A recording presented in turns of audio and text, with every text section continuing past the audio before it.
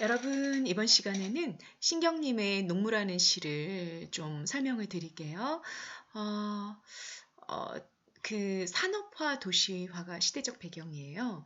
여러분, 산업화 도시화 하면 우리나라 경제개발 5개년 계획 뭐 이런 것들도 실행이 되고 새마을 운동도 일어나고 굉장히 우리 잘 살아보세 뭐 이런 외침이 막 전국에 울려 퍼졌던 그런 시대였는데 이 산업화 도시화가 후대에 와서 어떤 평가를 받고 있나요? 우리나라 현대 시나 현대 소설에서는 이 산업화 도시화를 다루고 있는 작품들이 굉장히 많이 있는데 이 산업화 도시화가 결과적으로 우리 역사가 이제 후대 이제 시간이 지나서 돌아봤을 때 여러 가지 긍정적인 장점도 있었지만 우리 문학에서 다루고 있는 것들은 그런 긍정적인 면보다는 부정적인 면들을 훨씬 더 많이 다루고 있는 중이에요.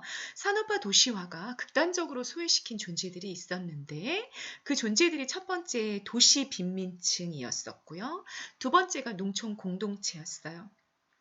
부가 자본 중심으로 이렇게 축적이 됐었기 때문에 이 부를 그러니까 자본에다가 이렇게 몰빵해줬던 거죠. 몰빵. 그러다 보니까 뭐 GNP 뭐 이런 거는 다 이제 평균적인 국가의 부 자체는 올라갔어요. 왜냐하면 부를 몰빵해줬으니까.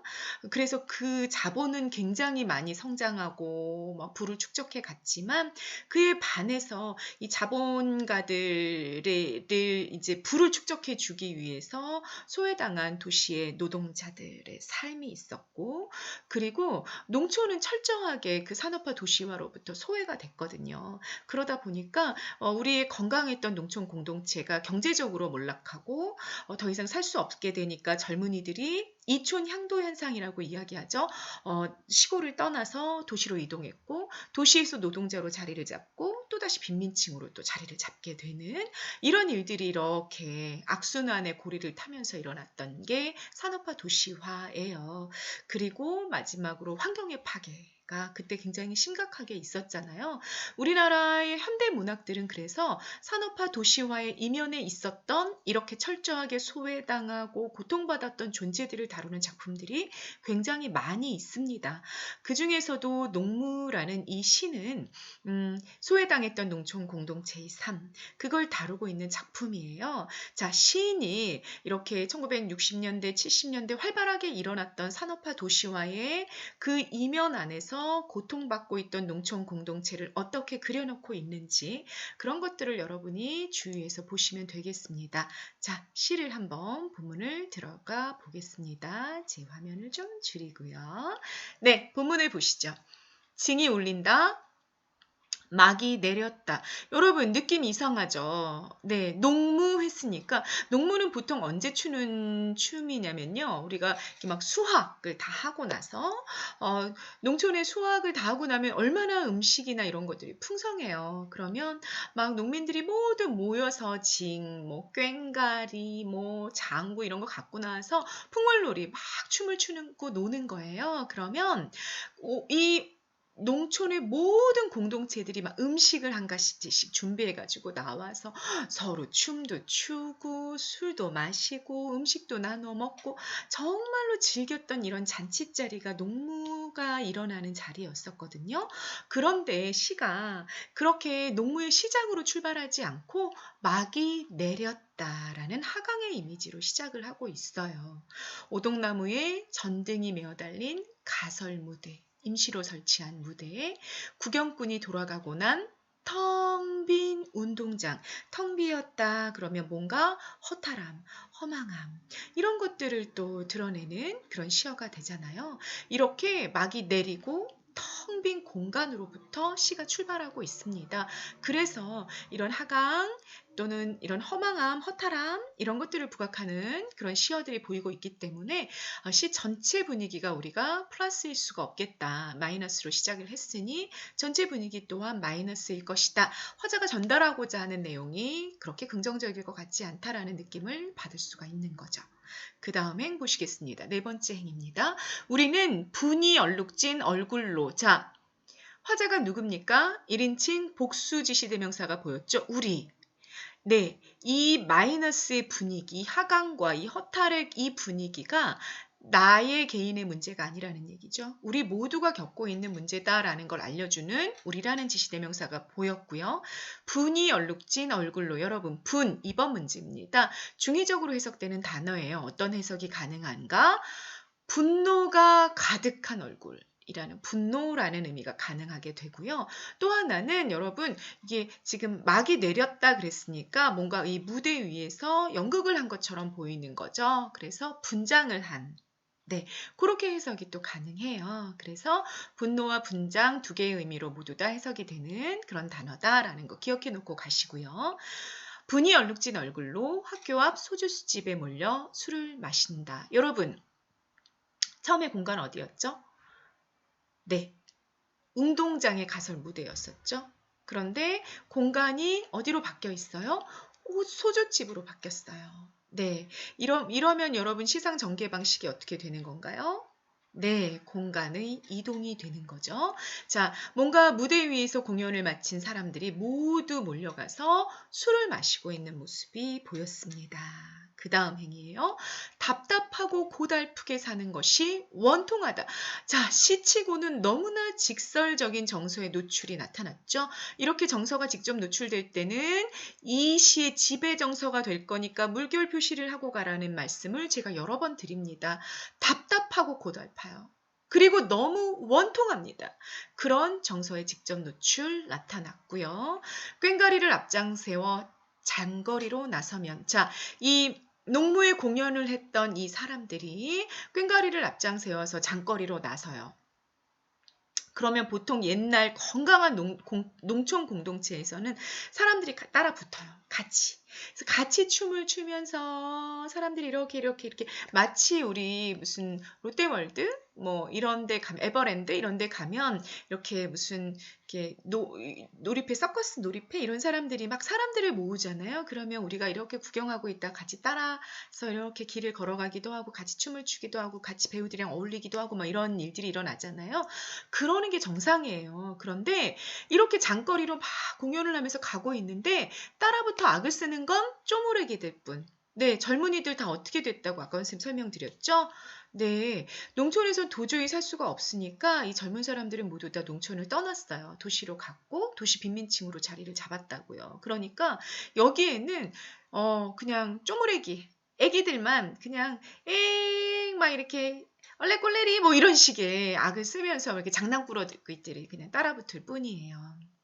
그리고 처녀애들은 기름진 담벽에 붙여져서 철없이 킬킬대는구나. 한 10대 정도로 보이는 거죠. 그런 여자아이들이 낄낄낄낄 대면서 자기네들끼리 저게 뭐야, 아우 촌스러워, 아우 유치해 뭐 이런 식의 자기네들끼리 이렇게 비아냥거리는 그런 모습이 보이고 있어요. 건강했던 농촌 공동체의 모습은 사라지고 없죠. 보름달은 밝아요. 여러분, 보름달이 밝아요. 보름달이 밝아. 자연은 플러스다 마이너스다? 자연은 플러스다. 그러면 자, 우리 시에 너무 많이 나오는 표현 기법. 뭐 자연이 플러스인 순간 여러분들은 뭐 생각해라? 헉, 인간의 마이너스가 나오지 않을까? 생각해라. 어떤 표현 기법이다? 인간의 비극성을 부각하는 표현 기법이다. 그랬잖아요. 보름달은 밝아, 자연은 플러스. 어떤 녀석은 꺽정이처럼 울부짖고 또 어떤 녀석은 서림이처럼 헤헤대지만. 자, 우리 조선 후기의 임꺽정이라는 국가 입장에서 봤을 때는 도적이었고요. 혁명군이었었던 거죠. 도저히 이렇게는 살 수 없다. 해서 이 해방을 외치고 일어섰던 농민, 네, 임꺽정처럼 울부짖고 나는 이렇게 살 수 없어. 이건 너무나 부정적이고 불행하고 우리한테 이렇게 가혹한 삶을 강요하는 사람들 누구야 도대체. 나는 그들에게 저항할 거야. 이렇게 울부짖는 사람도 있고 또 어떤 녀석은 서림이처럼 해. 서림이는 임꺽정의 군사였었죠. 임꺽정 옆에서 이런저런 계책을 만들어주는 사람이다가 결국엔 어떻게 돼요? 네, 조정의 회유가 돼서 결국 임꺽정을 배신하는 사람이죠. 현실과 타협하는 그런 인물이었고요. 그런 서림이처럼 해외되기도 하고 도대체 어떤 삶을 살아야 할지 모르겠어. 그래서 내적 갈등 이렇게 살아야 하나? 또는 타협하면서 살아야 하나? 뭐 그렇게 이렇게 저렇게 삶의 방향을 모색해 보지만 그렇지만 이까지 산구석에 처박혀 발버둥 친들 무엇하랴. 의미가 있다 없다? 네, 의미가 전혀 없다라는 이야기를 하게 되는 거죠. 자, 여러분 제가 다음 페이지로 좀 넘길게요. 네. 5번 문제 같이 한번 보실게요. 역사적 인물을 등장시켜 작가의식을 드러내고 있는데 누구다? 임꺽정, 서림이다.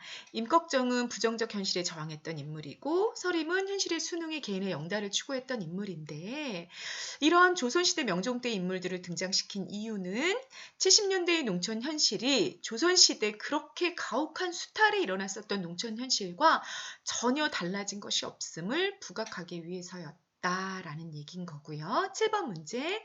자, 이까지 산구석에 처박혀 발버둥 친들 무엇하랴. 서리법이죠. 의미 있다 없다? 뭐 이런 삶을 고민하건 저런 삶을 고민하건 아무 의미가 없다. 이런 거는 뭐 고민해봤자 뭐 소용이 없는 일이다라는 이야기를 하고 있는 중인 거죠.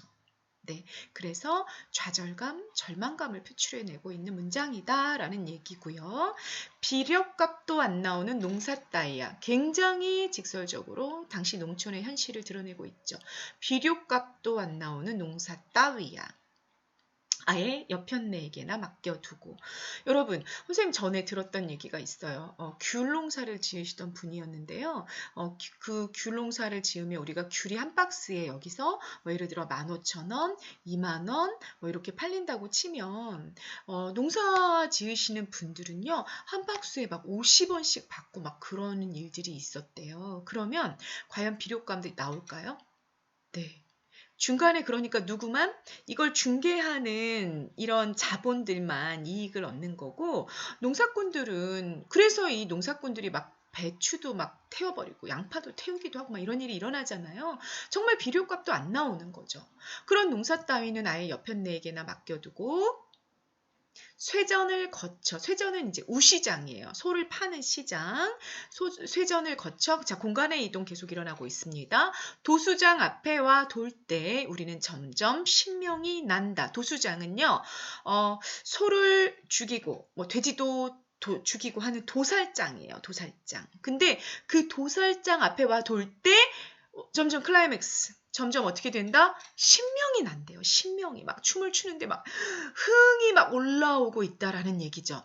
한 다리를 들고 날라리를 불거나 고갯짓을 하고 어깨를 흔들거나 막 춤이 막 클라이맥스 올라가고 막 절정으로 치달아가고 있는 그런 장면으로 시가 탁 끝났습니다. 자, 우리 요 마무리 부분에 반어와 역설 두 가지 표현법이 모두 활용이 됐습니다.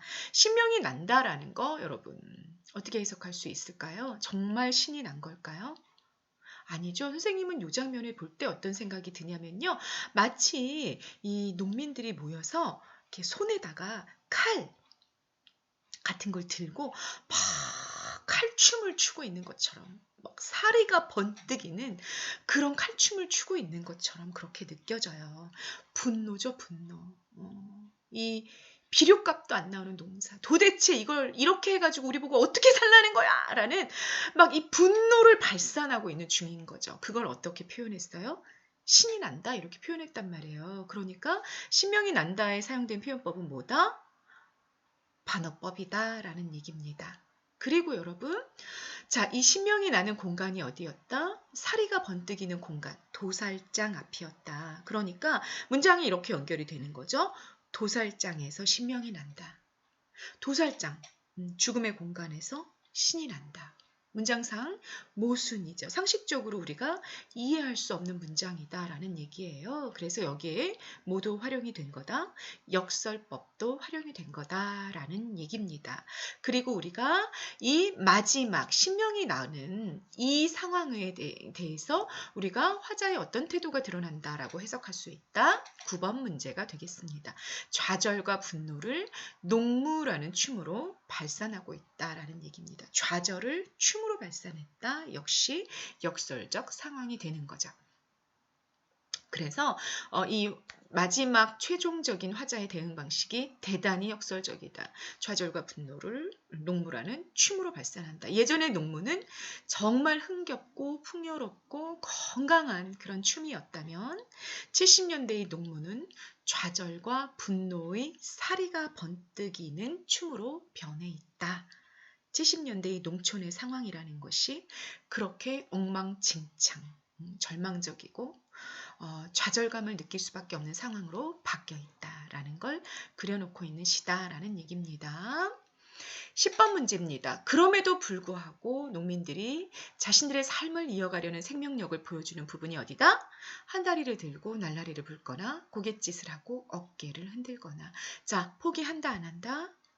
네, 포기하지 않고 계속 삶을 이어가고 있다라는 걸 보여주는 문장이 되겠다.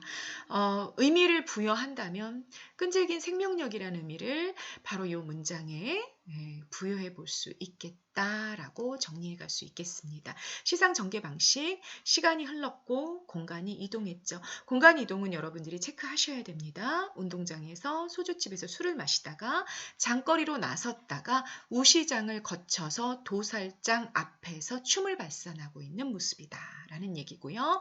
각각의 공간이 갖고 있는 의미 굉장히 중요할 겁니다. 공간의 이동이란 시상 전개 방식을 보이고 있기 때문이죠. 텅 빈 운동장, 사람들이 떠나고 없는 농촌의 현실을 비유한다라고 볼 수 있을 거고요. 소외감, 쓸쓸함, 상실감을 느끼게 해주는 단어입니다. 소주집, 울분, 분노 이런 것들을 달래는 잠시 잠깐 달래는 공간이 될 거고요. 장거리는요. 젊은이들이 떠난 농촌의 현실을 압축적으로 보여주고 있는 그런 공간이 되고요. 산구석 농민들이 소외되어 있는 현실을 보여주는 공간. 쇠전과 우시장 농민들의 울분과 절망감이 최고조에 이르러가지고 분노가 발산이 되고 있는 공간이었습니다. 네, 핵심 정리해보고 갈게요. 성격 먼저 보시죠. 당시에 70년대의 농촌 현실을 대단히 사실적으로 보여주고 있었고요. 또 농무를 추고 있는 그 공간의 현장을 그림 그리듯이 우리 머릿속에 이렇게 딱 상이 떠오르게끔 막 한 다리를 들고 막 날라리 불고 이런 장면들이 그림이 그려지죠. 그래서 우리가 묘사적이라고 이야기할 수 있고요. 대단히 현실 비판적이고 참여적인 시라는 거 여러분들이 느끼실 수 있었을 겁니다. 주제, 산업화 시대에 소외당한 농민들의 한과 울분, 그것이 농무라는 춤으로 표출되고 있는 시였다라는 얘기고요. 특징 확인하시죠? 직설적인 표현 뭐 있었죠? 비료값도 안 나오는 농사 따위야 뭐 이런 표현들이 있었잖아요. 현실에 대한 비판의식을 대단히 직설적으로 드러냈었고요. 역설적 상황의 설정을 통해 심리를 표출했다. 도살장 앞에 와서 신명나는 춤을 추고 있는 모습, 역설적 상황이었습니다.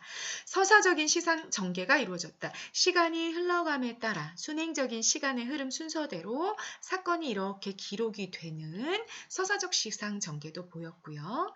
심리의 반어적 표출 뭐 있었죠? 신명이 난다 있었죠? 네, 반어법도 보였고요. 희곡적인 요소, 여러분 연극이 끝난 것 같은 막이 내렸다라는 표현은 희곡적인 요소고요. 사실적인 수법, 장소를 이동해 가면서 인물의 행동을 그려놓는 사실적인 수법 이 두 가지가 모두 결합이 되어 있었다라는 것까지 정리하고 가시면 되겠습니다. 농무라는 제목의 의미, 농민의 삶의 한을 풀어내는 집단적인 신명풀이로 현실에 대한 분노와 한의 극복 의지, 절망적인 삶을 이겨내기 위한 몸부림, 생명력, 그 꿈틀거림을 춤으로 표출하고 있었다라고 정리하고 갈 수 있겠습니다. 네, 제목의 의미입니다. 자, 장소에 따른 화자의 정서, 학교 앞 운동장에선 허탈함과 쓸쓸함을 느끼다가 소주집에서는 이렇게 고달프고 답답하게 사는 게 원통하다 뭐 이런 표현 나왔었고요. 장거리에서 분노와 울분, 우시장에 와서 체념, 도살장에서 신명이라는 반어적 표출이 있었다라는 거. 농무의 기능, 산업화 이전에는 단합과 즐거움의 기능을 했는데 산업화 시대의 농무는 현실의 답답함, 분노를 표출하는 기능을 하고 있었다라는 거. 이런 것들 여러분 정리하고 가시면 되겠습니다. 농민의 울분과 역설적인 상황. 아까 선생님이 다 말씀드렸던 내용 선생님 문장 형태로 정리해 놨어요.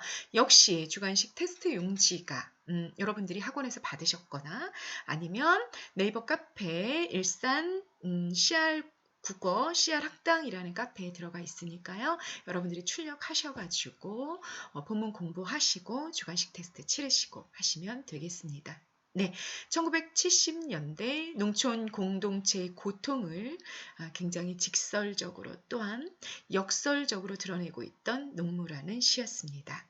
네, 여기까지 열심히 공부하시기 바라겠습니다. 감사합니다.